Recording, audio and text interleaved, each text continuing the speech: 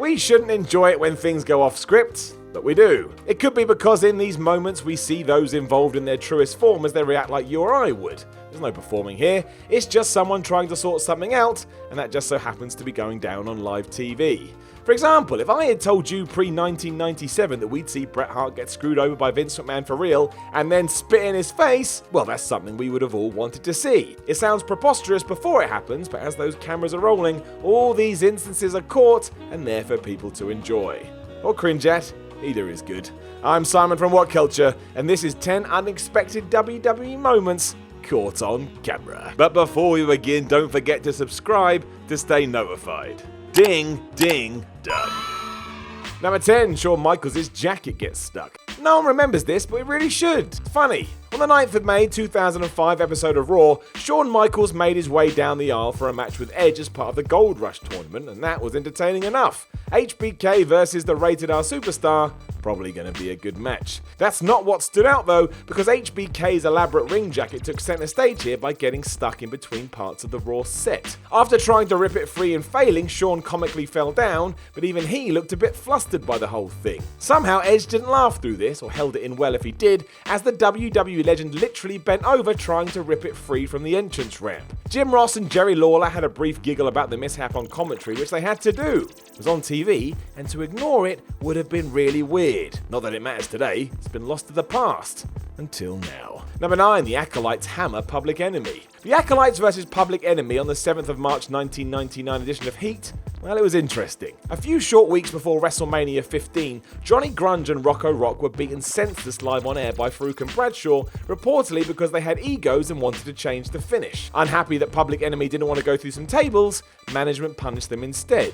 Apparently. It's a wonder neither man was seriously injured by this demolition at the hands of the Acolytes. It was a serious kicking around the ring that had a ton of stiff strikes and horrific steel chair shots. It was clear to all watching that this wasn't a work, was supposed to be a throwaway tag match to fill time on Heat, became a grisly reminder that some guys just don't get along behind the scenes. And even then, this should not be the outcome. Number 8, JBL beats up the Blue Meanie. This wouldn't be the last time Bradshaw got into an unexpected real fight on WWE television. Years later, when working his JBL gimmick, he beat the living hell out of the Blue Meanie at ECW One Night Stand in 2005. As the cameras panned out to show a hectic in-ring brawl, JBL could be seen in the center smashing Meanie with a few shoot punches that left him bloodied and battered. It wasn't an accident. Layfield targeted Meanie as soon as the melee started. Afterwards, understandably, Meanie was furious about the incident, and then WWE tried to turn it into a storyline between JBL and the BW on SmackDown. Although some watching may have missed the very real fight, it was shocking to hear that one wrestler had physically assaulted another on live TV,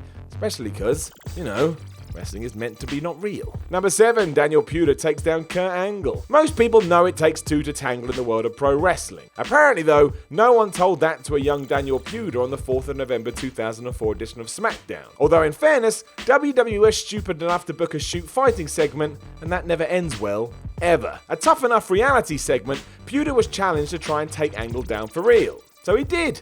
Locking on a Kimura submission hold after the WWE star had taken him down to the mat, it all of a sudden became very clear that Puder was in control, and that wasn't the idea. WWE referee Jimmy Corderas quickly counted to 3 as the announcer said that Angle had pinned the rookie. However, that was inaudible, and really, if this had gone on, Puder could have broken Kurt's arm. As ever, there were repercussions for this, as Chris Benoit, Eddie Guerrero, and Bob Holly were told to beat him up at the Royal Rumble.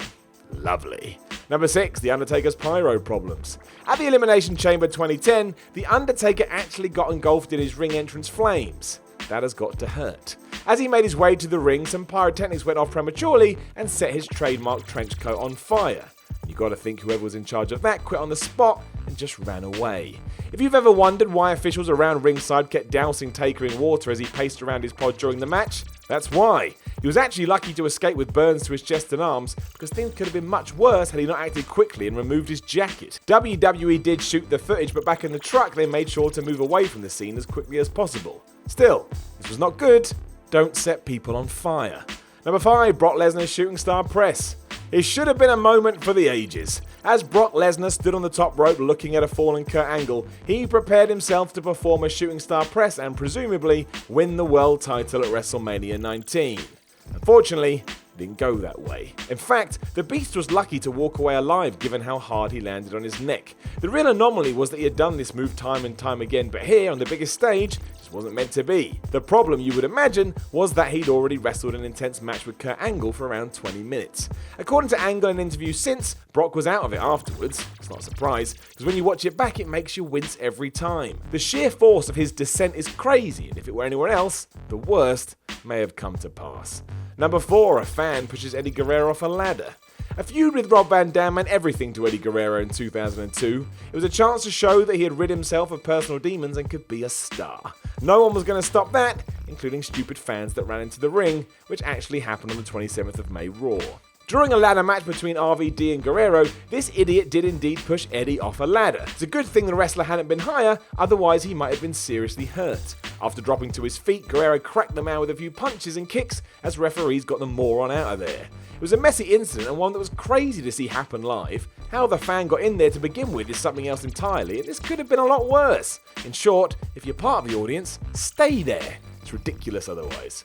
Number 3, CM Punk's pipe bomb promo. On the 27th of June 2011 Raw, CM Punk took the wrestling world and brought it to its knees. Sporting a Stone Cold Steve Austin t-shirt, Punk verbally blasted everyone from John Cena and The Rock to Triple H, Stephanie and Vince McMahon live on air. What is now known as the pipe bomb promo didn't happen without WWE permission obviously, but it was shocking to witness because it all felt so real. Nobody had ever torn down the fourth wall with such vigour on company programming, and the fact he name-checked promotions like New Japan and Ring of Honor left wrestling fans drooling. It was a watershed moment, and it helped turn Punk into a main event regular. It was also totally unexpected. It's one of the most famous examples of meta storylines in WWE history, and hearing Punk talk about kissing Vince McMahon's ass before openly venting about his inner frustrations was compellingly awesome. And it made Raw must-see TV. What a time it was. Number 2, Jerry Lawler's heart attack. This was terrifying, as anyone watching the 10th of September 2012 episode of Raw will tell you. Seeing Jerry Lawler have a heart attack live on air shortly after working a tag match on the show, the King audibly dropped off commentary and started snoring through his headset next to Michael Cole. Moments later, Cole stopped announcing the Team Hell No vs Primetime Players match happening in the ring and worried his colleague might be dying. Medical staff acted quickly and that saved Lawler's life. He was whisked to hospital and Cole did an admirable job of carrying the broadcast on without knowing if his friend was alive. Viewers watching at home might have spotted that Lawler was being tended to by a medic mid-match, but the attack came out of the blue, rightly left Cole rattled, and had the wrestlers in the ring glancing over the announce desk between moves. They, like fans, had no way of knowing what was going on or the severity of Lawler's problems. Thank goodness he was okay. Number 1, Vince McMahon tears both quads. Is this the funniest moment in WWE history? Yes and no. What happened to Vince McMahon at the 2005 Royal Rumble is actually horrendous, but when you were watching it live with no context, it just didn't make any sense. Here was the most powerful man in all of wrestling sat in the ring, yelling at John Cena and Batista like an upset child. What had actually happened was even more strange. After Cena and Batista had botched the end to the Rumble by both falling out of the ring, an enraged Vince stormed down the aisle to sort it out. As he slid in the ring, he blew out both his quads. As you can imagine, Batista and Cena looked utterly baffled. The Animal won the restart and the injury was never referenced again on TV. It's out there for all us to see though, so why don't you go watch it? And maybe laugh, or not.